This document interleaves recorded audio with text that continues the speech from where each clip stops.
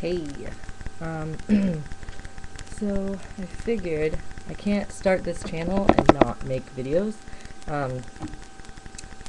Have no idea what video I'm making today. I guess I'm probably gonna do a BPD one. Yeah, I have no idea what I'm saying, so this is kind of a bleh. I started making a video the other day on, it's called Don't Be That Friend. Like that, selfish love friend we all have, or have been at one point. Don't be that friend. But I'll probably do that again some other time. Yeah, okay, so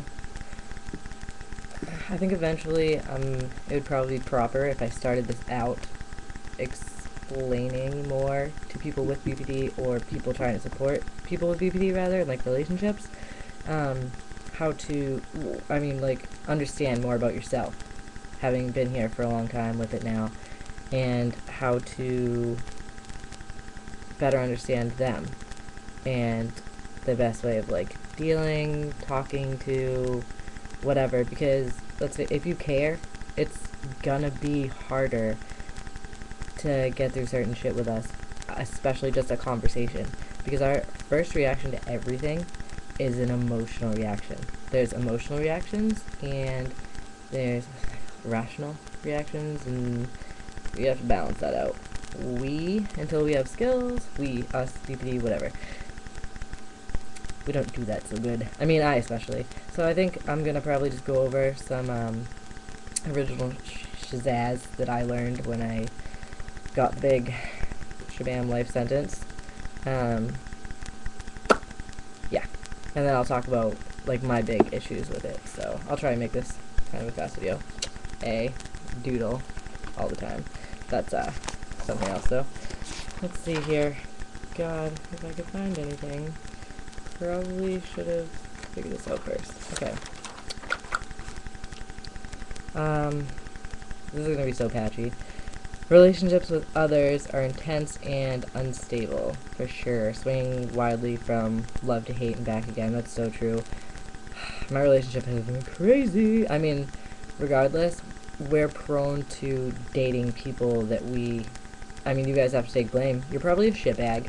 You probably cheat on us, or have some sort of control issue, or whatever, that we constantly get you in this unhealthy cycle of breaking up to make up to break up, because we keep you at a distance, but not once you try to leave, like, no fucking way, we want you back. So, but we like that distance because that's our comfort. Our comfort is shutting down, because what we do know is being alone, not having something to lose. So we'll probably do that a lot, or you do that a lot, I don't know, whatever. I do that a lot.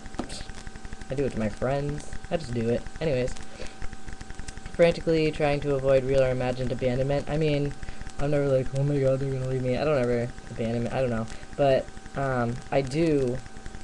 I mean, I push people out. Like, I'm like, oh, whatever, we fight all the time. Or, I make you cry, so we shouldn't be doing this. But then if they're like, I mean, alright, I'll miss you, and then they leave, I'm like, what are you doing? What, you're leaving right now? That's rude. You don't even care. I don't know how to explain that. It's not, I guess that's not that bad for me. I mean, it is, but not in the way they describe it. Yeah. Frequent displays of inappropriate anger. That would be the emotional reaction, and I think mine is not just that I react wicked quick, but more the fact that, well, I don't know if you can hear my heat, but sorry.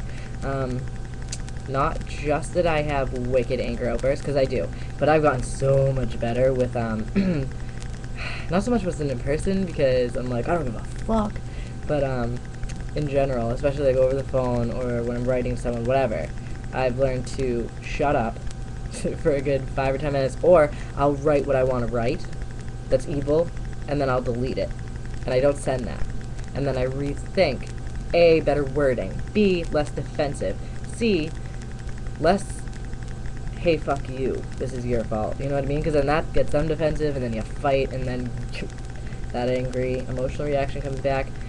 I mean, I do it really fast, but I've worked on that, and I do it because, out of anything, when I'm hurt, that's when I fucking yell at you the worst, and I'll try and hurt you. I don't know if that's for everybody or just me. I'm not telling you what you do, I'm telling you what I do more. Yeah, this is whatever video. So I do that. When I'm sad, I'll go home and cry about it. But to you, I'm gonna be like, I don't give a fuck, I want you out of my life forever, and then I'm like, ugh, I miss you. Yeah. I'm impulsive with, like, money, sex, substance abuse, binge eating. I have addictions, and I've never had random sex. I only have sex with my partner, but when we fight, or, I mean, anything is wrong, or I don't feel close to them, or we're gonna break up, can we have sex? To me, sex fixes everything. I just feel closer to that person at, like, only that moment in time. I don't know if that sounds wrong.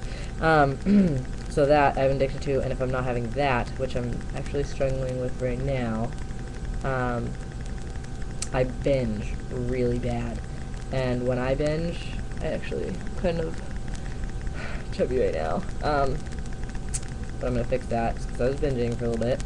I binge. I eat. I just don't care. I eat until I don't feel good.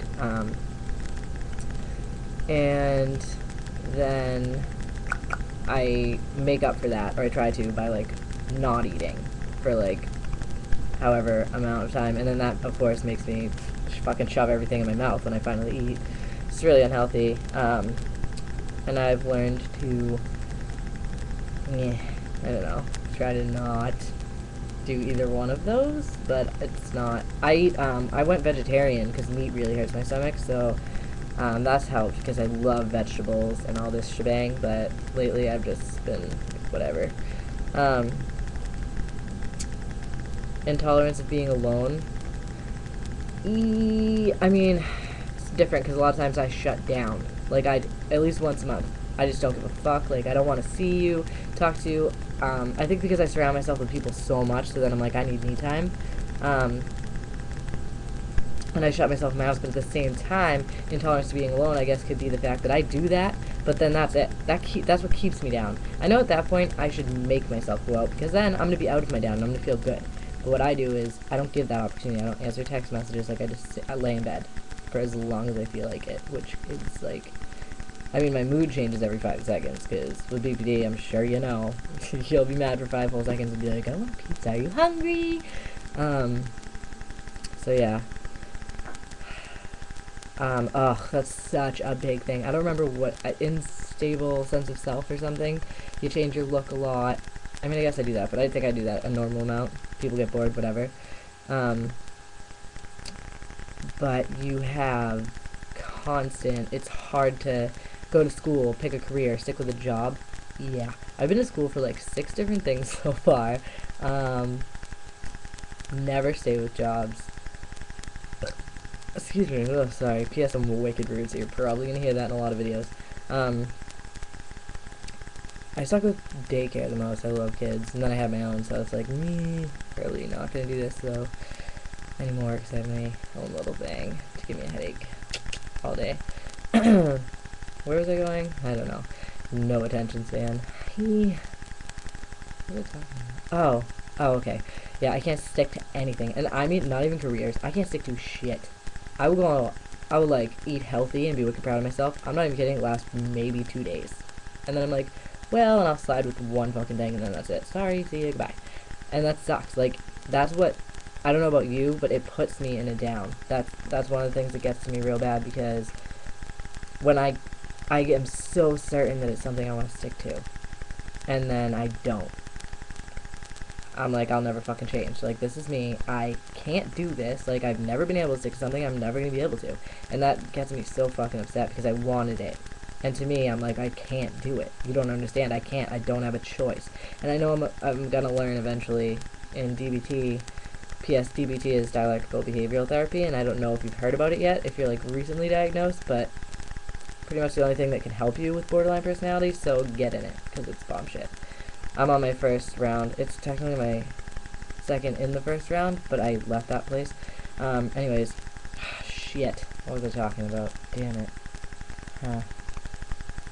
Well, not sure I'm gonna remember. Damn. I wish I could, like, replay this, or be like, hey guys, what was I just talking about? Shit. Oh yeah, okay. So I give up on everything. And that sucks. I think that's what I was talking about. I don't know. But, like, what I think Oh, my computer's sleeping. What I think and what I feel changes every fucking day, and that is so hard on everything. Friendships, jobs, big decisions. I'll be like, oh, let's move out, look for an apartment, email the people, and then I'm like, I don't want to fucking move there the next day. And especially with relationships, I had a wicked unhealthy, unstable relationship with this person that actually treated me like dickhole. They like lied all the time, cheated on me with her ex-girlfriend, or like left me banging her at the same time. Like, I didn't know about whatever, just like bad shit. And I took it all the time because I didn't like, but I was used to that back and forth instability, like whatever. Then I got into DBT and I realized that A, I fell in love with her because she was an asshole, because that's what I was attracted to. B, I told her if she didn't work, I would never ever be in a relationship like that again, because I finally know that I don't have to be an asshole to people that treat me good. Like, I can calm down and I can handle that. But then we finally broke up for final after a year and whatever, and I actually met probably the nicest person I've ever met in my life. She's in love with me, like loves me to death, and I make her cry like every day because my ex came back around, and she actually treats me like gold now. And it wasn't really a contest of like, ooh, who am I gonna pick, whatever, but like, they both hate when I spend time with the other person, obviously, because neither one of them wants to lose me, and like, I'll think I feel one way one day, and then like, I feel so intense towards someone the other day, and yeah. Or like, distant from both of them, and I'm like, stop fucking talking to me. And then, I don't know, it's every 5 seconds, so that's how I am with everything now, like, people, situations, school, jobs, needing fat, which I know I have that weird thing of self where I think I'm fat and I'm not, but whatever. Devaluation. I didn't think this had anything to do with. I mean, I used to do it when I was younger. If someone did something that was like wicked exciting, and I didn't think that they should be so. If I thought they were being conceited or whatever, I'd be like, yeah, I did that one time. I can't explain that. It's dumb. Something that's dumb, and I did work on it because it was so little. Wanting someone around, but once they're too close, it's too close. I think I might have written these ones down by myself, of what I was by myself. I think I have more from, like, the book stuff. Object constancy. When someone leaves, there's a problem recreating or remembering. Yeah, I have that problem. When you feel for someone and you're not sure 100% what they feel about you, if they don't like constantly tell you, or maybe not even, like if you just, whatever, you have a relationship with someone and you leave, you go home for like a couple days, and they text you and say they're going to the bar, they're going to the club, maybe especially something that they don't usually do, or they're hanging out with someone that you're like,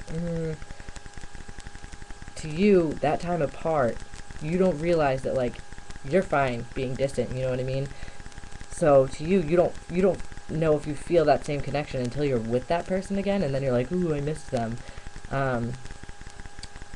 So you don't feel like they think that. But to us, we're not normal in that aspect, and we don't know that. That's why people with BPD have to rewire their brains, because we think that's normal and it's not. So that's why when we'll get these text messages and they'll be out with their friends and you're like, fuck you, I'm so pissed. And then they text you like, I miss you so much, I wish you were here, I love you, blah, blah, blah. And you're like, oh. Okay. I don't know. God, I feel like I can't explain these things unless you're, like, in my life. Blah, blah, blah, blah. Let's see. Oh, high degree of interpersonal sensitivity, insight, and empathy. See, it's pretty cool. If you're BPD, it's cool in a way because you're wicked hypersensitive to emotions, but at the same time, that means you're the worst enemy, but you are the most passionate lover someone's gonna find.